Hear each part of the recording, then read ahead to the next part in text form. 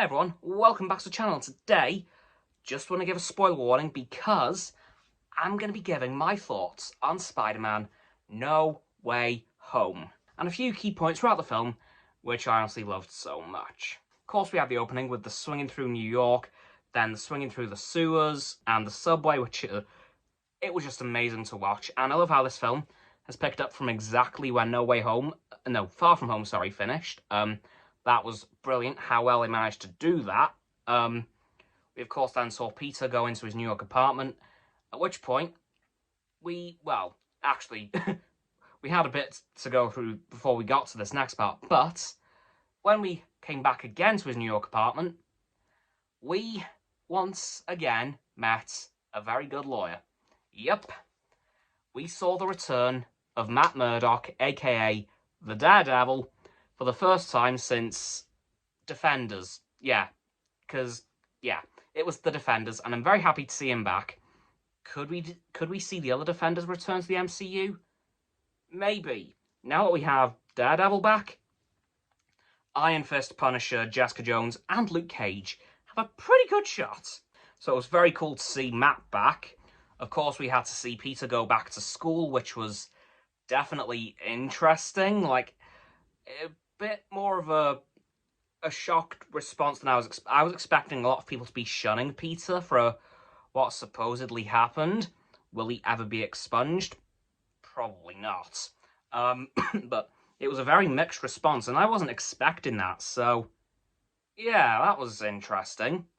Of course, gotta skip ahead a bit here because, of course, we find out that Ned, MJ, and Peter didn't get into MIT because of the recent incident surrounding Peter and Spider-Man, which kind of unfair in my opinion, and honestly in probably a lot of people's opinions, but unfortunately that's what happened. But then Peter, being the Peter that he is, decides to go over to a bridge to see if he can convince the head of admissions at MIT to reconsider, thanks to Flash giving away the location of the party where all the all the future MIT students who came in from Midtown High actually got into MIT. So he was able to give that away and then said, yeah, she's already left, so go get her. He did, but I just want to actually hop back again because I realised I missed something. Sanctum. Really cool to see that back. Kind of sad to see it covered in snow because of Siberia. Good job. And now, do you want to point out, Wong is Sorcerer Supreme because Doctor Strange blipped for 5 years. I mean, it makes sense, but what? So, yeah, Doctor Strange is no longer Sorcerer Supreme. Whoops. But yeah, hopping back to the bridge scene. Well, we all know how this goes. Of course, Peter does eventually convince the head of admissions at MIT to reconsider, but then moments after that, we see a familiar face. One that we have not seen since 2004. Yep, Dr. Otto Octavius, aka Dr. Octopus, has come in through the multiverse as the botched spell happened, which led some visitors from other universes who know that Peter Parker is Spider-Man to seep through before Doctor Strange could actually contain the spell. Oops. And I was just so happy to see him back. Like, I had a feeling he was going to be the first villain we saw, and my god, they spared nothing with his entrance. Like, now, you can tell there was no expense spared with that scene. Seeing such an iconic villain to Tobey Maguire's Spider-Man, and Spider-Man in general, return in such a fashion, literal perfection. That fight, phenomenal. And then the little clip at the end, well, the little moment at the end where we saw an orange grenade. Wonder what that was leading up to. So yeah, that was probably one of my favourite sections of the film.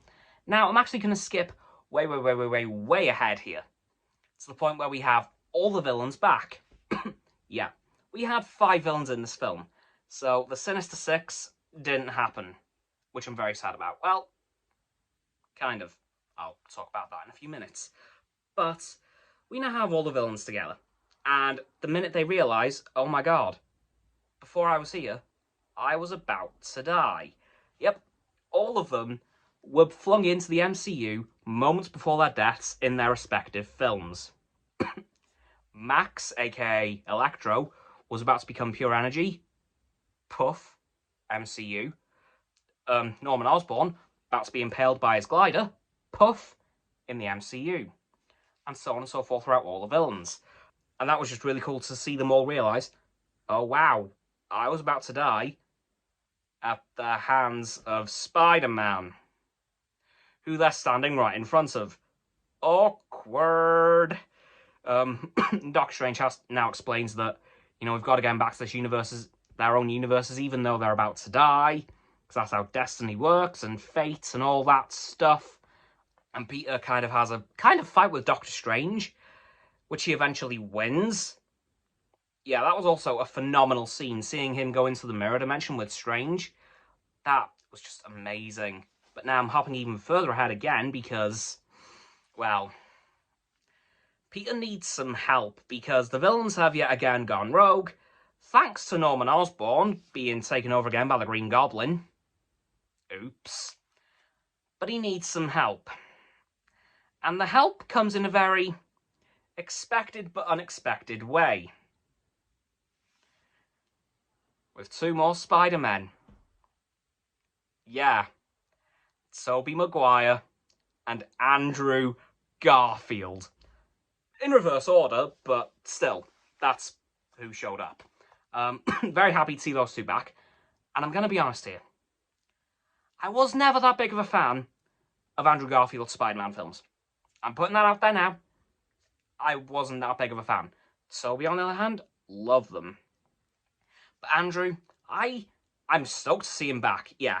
Although his films, again, I never really liked, but I am now curious to see where his story could go. Because you cannot tell me for a second this is the last time we're seeing those 2. No, not happening. They revealed way too much that happened after those films to not send us back into their universes to get 2 more films with one more film with each of them. There's no way. There is no realistic way that's not happening. Anyway, we saw those 2 come back in pretty amazing fashion, coming back together within about a minute of each other. Andrew Garfield shows up, freaks out MJ quite a bit, because Ned now has sorcerer powers. Yeah, that's interesting. And he opens a portal to find Peter, and then Andrew comes through, and then tries again. Oh look, now we have Tobey Maguire. And they have to, and then they basically prove to each other they're both Spider-Man, and well, things just get cooler and cooler from then on. Because we see the 3 of them get together in what I assume is a Midtown High science lab, probably, to help construct some cures for each of the villains. And of course, this all happens after the tragic murder of Aunt May at the hands of Green Goblin. Yep. Aunt May bites the dust in this film, sadly. And I'm kind of sad about that. I liked Marissa Tomei's Aunt May. And I'm sad to see that she's gone, but I suppose it had to happen. And, contrary to my prediction in one of the Astoundcast episodes just before this film came out, Happy is alive and well. So yeah, that's weird. But yeah, I just honestly love this film. The whole fight at the end between the 5 villains and the 3 Spider-Men, well, 4 villains, Dr. Octopus and the 3 Spider-Men was just amazing. Like, it was so cool to watch. And then seeing the tragic moment of Peter having to have the entire world's memory wiped of who Peter Parker is. Not just Spider-Man, Peter as a whole. Yeah. Heart ripped in 200,000 pieces. Yeah, it was painful. But I genuinely think there is some semblance of recollection in MJ and Happy Hogan. They seem to vaguely remember him. Not to the extent of, oh my god, I know you, but like, I've met you before. And I think probably at some point in the near future that could come to light and they'll be like, oh my god, I remember him. As for who else that could happen to, I don't know. But as a friend of mine who I've spoken to about this film said that only the people on Earth have forgotten who Spider-Man is. Thor and the Guardians aren't on Earth. So they'll remember who he is, and they'll probably help everyone else remember who he is too. Just hopefully all the right people. But honestly, love this film. Cannot recommend it enough. I have watched it just in time for Doctor Strange Multiverse of Madness, coming out in 2 weeks, which I am watching in the cinema, so be ready for a video on that pretty soon after it comes out. Like, I'm hoping to go the Saturday after it comes out, so yeah, be pretty quick on the turnaround for a video. But honestly, Spider-Man No Way Home, if you have a spare £4.50 and Amazon Prime, I would definitely recommend at least renting this film. Or if you want to buy it in whatever form you want to, I definitely recommend that, because this film is so worth a watch. And honestly, multiple watches, because I just want to point out something else at the end. Forgot about this nearly.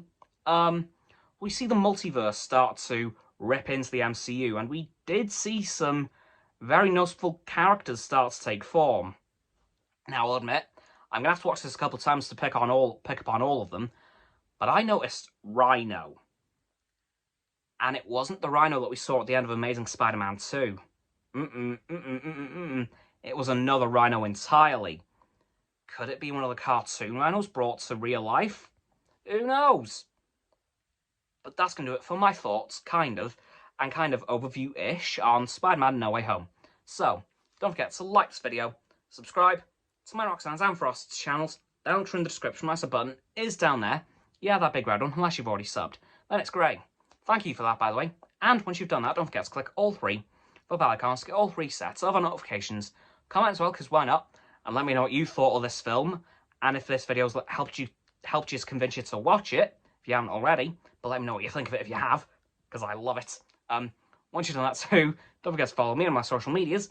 They'll be in the link tree in the description. Don't forget as well to check out Roxanne's website and Frost's Instagram.